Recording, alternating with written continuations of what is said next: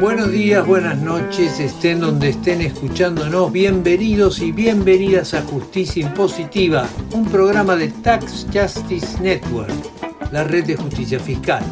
Transmitido directamente desde Londres, sede de Paraísos Fiscales. Les hablan Marcelo Justo y Marta Núñez. En este programa, el mundo en vilo con Trump y su guerra de aranceles. El impacto Trump en la gobernanza mundial, la salud global y el medio ambiente. ¿Qué pasará, por ejemplo, con el Fondo Monetario Internacional? Nuevo gobierno en el Ecuador. Y analizamos los resultados y los desafíos del gobierno ecuatoriano para salir de la actual crisis económico-social y de seguridad ante el imperio de las mafias y el narcodólar. Esto es Justicia Impositiva, un programa de Tax Justice Network, la red de justicia fiscal. My fellow Americans, this is Liberation Day, waiting for a long time.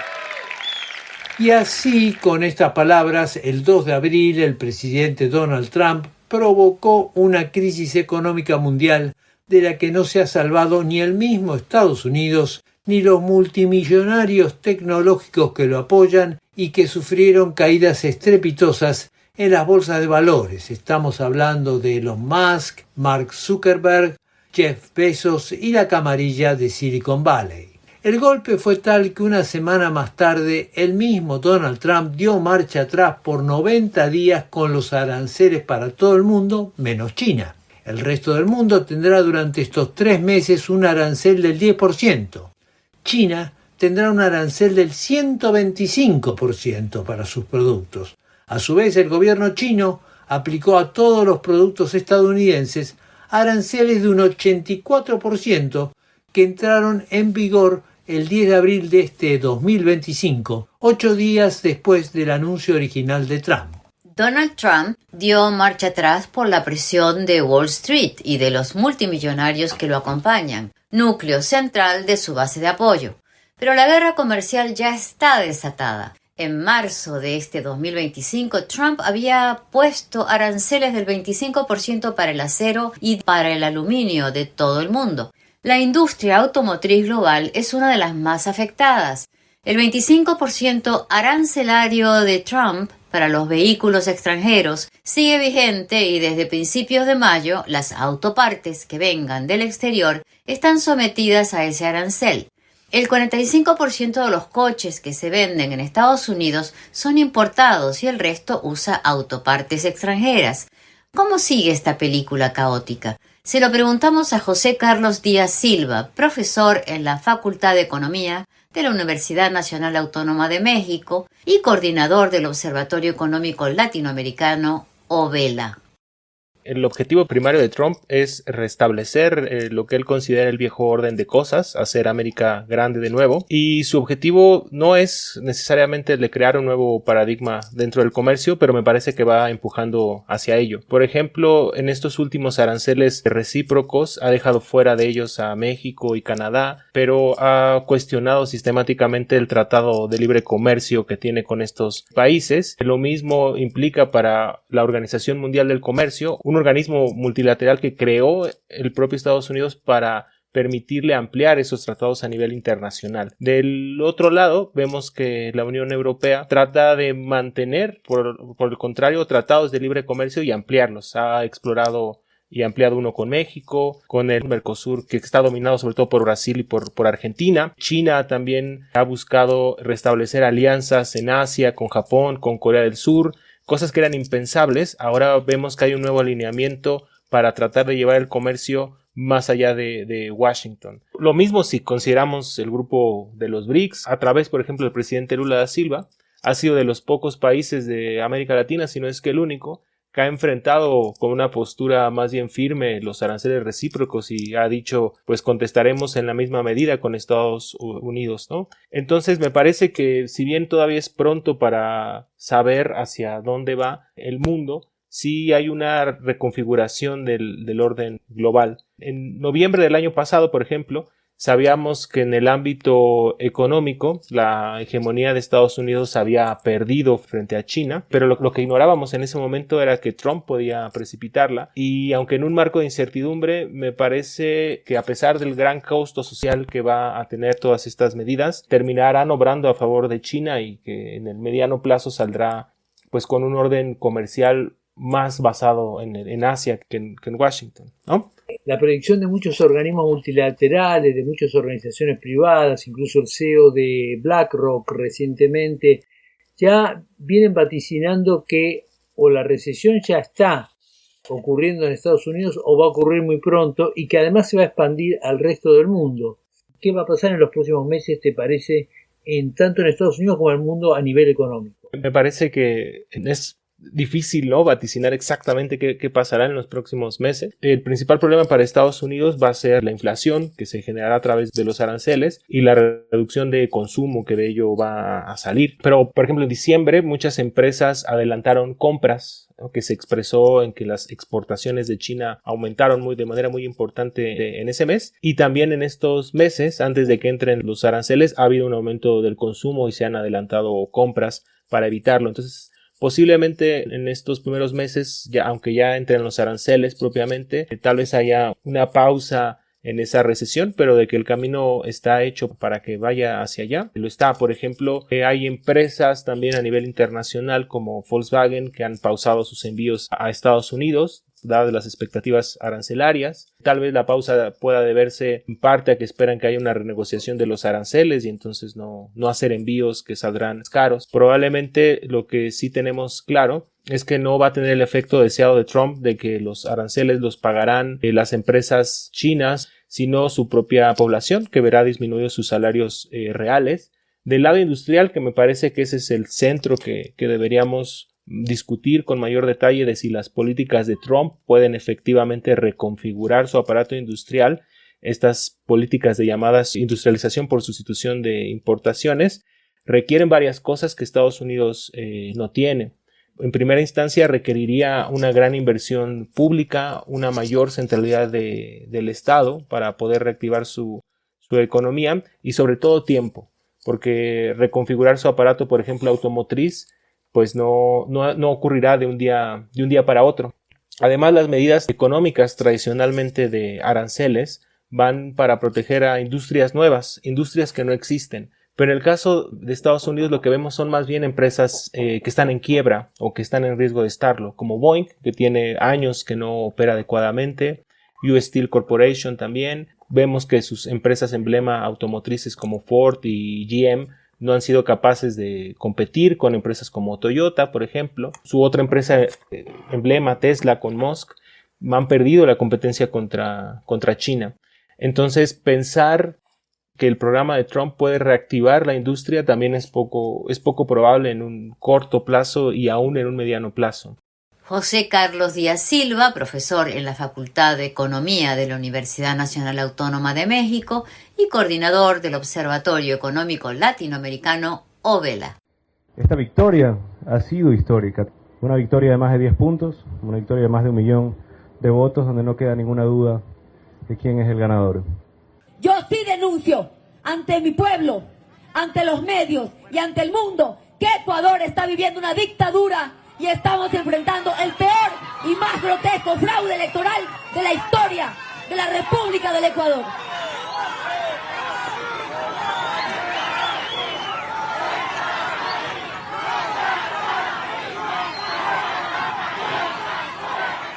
Asombra la holgada victoria del presidente Daniel Noboa por más de 12 puntos sobre la candidata del correísmo Luisa González, porque contradice todas las encuestas y hasta las bocas de urnas y genera sospechas porque se realizaron bajo un estado de excepción decretado por el gobierno a pocas horas de la contienda electoral.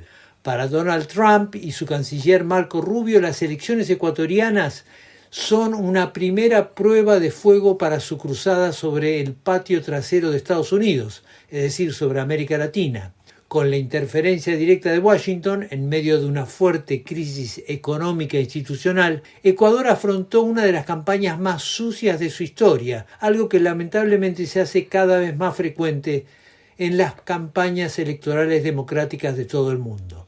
No sorprende entonces que el resultado electoral parezca un fraude grotesco y que Luisa González, la candidata de Revolución Ciudadana, haya exigido un reconteo de los votos urna por urna. En plena campaña, Donald Trump le concedió un encuentro especial a Daniel Noboa, que prometió reformar la Constitución para permitir la presencia y actuación de tropas extranjeras en el país. Noboa también se reunió con el CEO de la compañía estadounidense Blackwater, el grupo mercenario militar más grande del mundo, que comenzó su ascenso a la cima durante la invasión a Irak a principios de siglo, y prometió intervenir en Ecuador para terminar con la violencia e inseguridad. La reforma constitucional a través de una asamblea constituyente prometida por Noboa es fundamental para este proyecto e incluirá reformas liberales al control del gasto público, flexibilización laboral y una apertura irrestricta a la inversión extranjera. Justicia Impositiva dialogó con Pablo Iturralde, coordinador de Justicia Económica del Centro de Desarrollo Económico y Social, CEDES, que analizó de esta manera el resultado electoral. Sí hay mucha incertidumbre, la mitad de la población del país por lo menos, porque hubo antecedentes que dejan sospechas. O sea, un día antes se cambiaron 11 recintos electorales, se cambiaron las reglas del juego, se decretó estado de excepción y mucho antes incluso Noboa viene acumulando una serie de irregularidades que irrespetan la institucionalidad y la propia Constitución y las leyes nacionales, ¿no? Hay que acordarse desde el asalto a la Embajada a México, cuando se metieron en la Embajada de México para sacar a Jorge Glass, hasta decidir por decreto una nueva vicepresidenta, y incluso ya a nivel personal hay muchas denuncias de su ex esposa de cómo utiliza la institucionalidad y el sistema de justicia para perseguirla y para quitarla a su hija, ¿no? Y es que es muy extraño, porque Luisa en esta segunda vuelta saca en términos absolutos menos votos que en la primera vuelta, lo cual deja sospechas, por no decir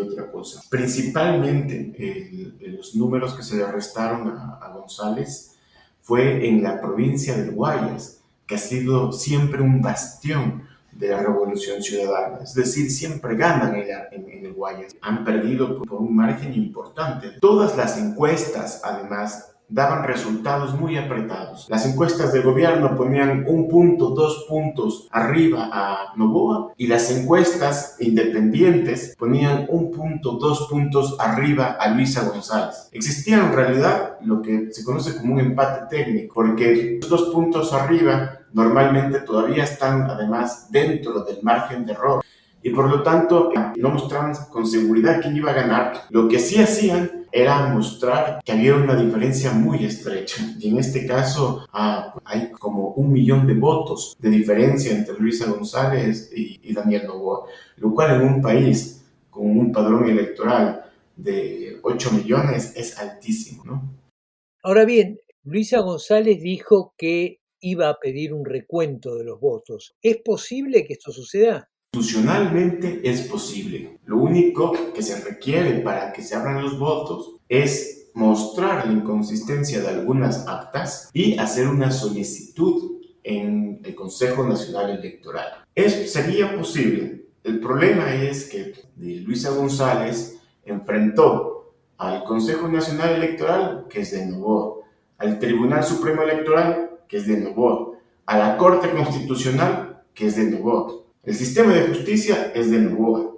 Entonces no existe garantías de que acepten la solicitud de Luisa González. Eso es preocupante. Yo creo que sería lo más conveniente para no dejar al país fracturado frente a la sola incertidumbre, la sola duda de un posible fraude.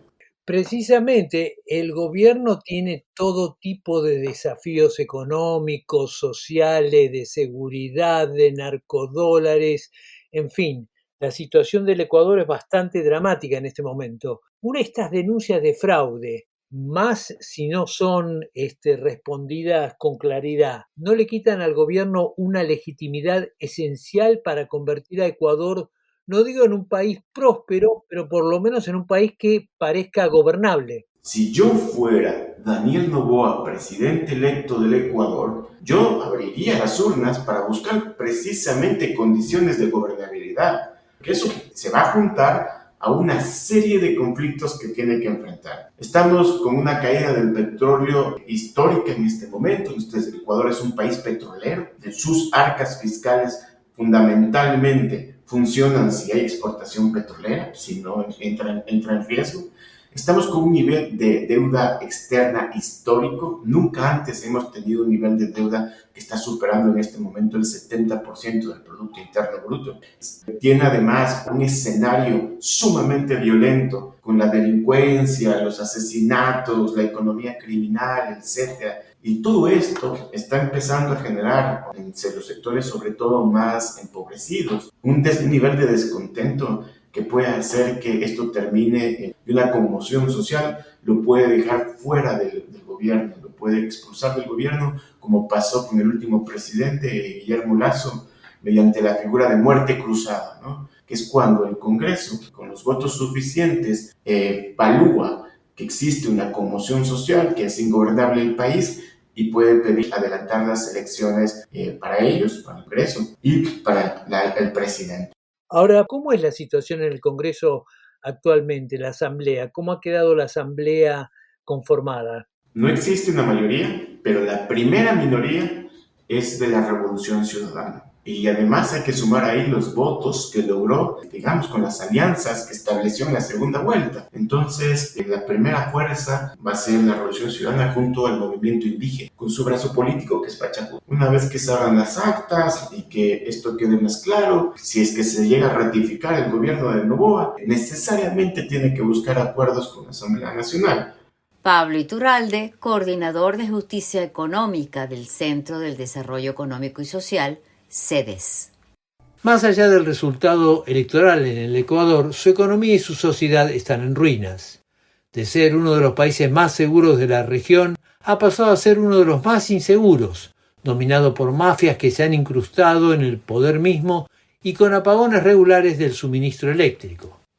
Las diferencias de los programas económicos de ambos candidatos son evidentes, pero el gran interrogante es si, aún en caso de ser relativamente exitosos, pueden sacar a Ecuador de la crisis en que se encuentra.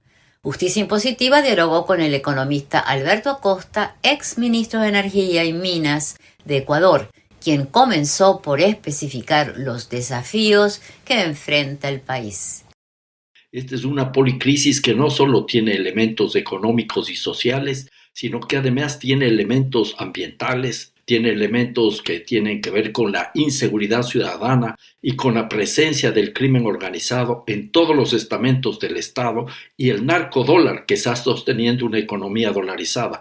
En definitiva, esta es una crisis, insisto, de las más complejas, difíciles de resolver, que no requiere las mismas viejas políticas, y menos aún las salidas aplicadas hasta ahora, que son neoliberalismo, militarización, en definitiva, más extractivismos que conllevan autoritarismo, corrupción y violencias múltiples. En cuanto al narcodólar y al tema climático, ¿nos podrías precisar un poquito en qué consisten estos desafíos? En primer lugar, el tema aquí es que la economía ecuatoriana, una economía dolarizada desde el año 2000, paulatinamente ha comenzado a depender de todo lo que serían estos narcodólares o dólares vinculados a negocios ilícitos, al crimen organizado, a la explotación de oro irregular y a otra serie de actividades que tienen que ver con la trata de personas, la emigración, la compra-venta de armas. Todo eso va generando una serie de ingresos que son cada vez más necesarios para la economía ecuatoriana. Me sorprendió una cifra que mencionó el embajador de Italia hace un poco más de un mes, cuando habló que en Ecuador por lo menos deben haber 30.000 millones de dólares provenientes de todo tipo de actividades irregulares. Por eso sostengo que el narcodólar está sosteniendo la economía ecuatoriana. Curiosamente, también las remesas de nuestros compatriotas en el exterior, con más de 6.000 millones de dólares, son una fuente importante para que se sostenga esta economía. Ecuador es uno de los pocos países, si no el único, de América del Sur que no ha superado todavía los problemas de la pandemia. Estamos todavía en la misma situación pre-pandemia en términos económicos. La economía ecuatoriana el año pasado declinó en más de un 2%. Adicionalmente, la economía ecuatoriana está atrapada en otra pandemia, que es la pandemia neoliberal que está ocasionando a través de estas políticas económicas de austeridad a ultranza, austericidios en lo económico, en lo social, en lo político, incluso el tema de seguridad y el tema del suministro de electricidad. Y en ese escenario también tenemos que tener presente que la problemática ambiental en el Ecuador está cada vez más en la primera línea de la atención, sea por las destrucciones que ha provocado la actividad petrolera, la que está provocando la actividad minera y también todas aquellas afectaciones provenientes del colapso ecológico. En Ecuador vemos cómo, por ejemplo, los estiajes son cada vez más extensos, cada vez más difíciles de resolver. Los estiajes son estas épocas de sequía y a la par de los estiajes, casi al día siguiente podríamos decir, de estos estiajes tenemos tremendas lluvias con inundaciones brutales. Nosotros, por ejemplo, tuvimos serios racionamientos de electricidad el año pasado, días en los que no había suministro de electricidad por 14 horas seguidas, y esto fue un par de meses. Esto pudo haber sido evitado porque los estiajes, o sea, estas épocas de sequía, se anticipan y se conoce que esto va a ser cada vez peor en los Andes y cada vez peor en la Amazonía, lo cual está generando una serie de problemas en toda nuestra América Latina y seguramente a nivel global. No se trata entonces de ponerle algunos parches a la economía, a la sociedad y a la vida política, sino de pensar en un cambio estructural profundo. Ahora, el electorado ha terminado decidiendo en la segunda vuelta entre una opción neoliberal y otra que podríamos llamar de centro-izquierda. Pero más allá de las etiquetas, ¿has visto en las plataformas de los partidos propuestas para mejorar esta situación? Yo habría esperado que se hagan propuestas de fondo frente a estos múltiples problemas que tiene la sociedad ecuatoriana. No nos olvidemos que Ecuador tiene una pobreza muy elevada. 5 millones de personas viven con menos de $3 al día. El costo de la canasta básica familiar llega a bordear los $800 mensuales. Además, tenemos casi 2 millones de personas que sobreviven con menos de $1.70 al día. Frente a estos graves problemas, frente a la existencia de la inseguridad, que es una cuestión muy complicada, insisto y repito, esto es una cosa que no se lo resuelve de la noche a la mañana, y menos aún con políticas autoritarias como militarismo y punitivismo penal. Frente a esto, muy pocas propuestas de largo plazo. La campaña termina cargada de insultos, de agresiones, de descalificaciones y muy pocas visiones o ninguna visión de un Ecuador del futuro. El economista Alberto Acosta, ex ministro de Energía y Minas de Ecuador. 10, 9, 8, 7, 6, 5, 4, 3, 2, 1. ¡Y que viva el año nuevo!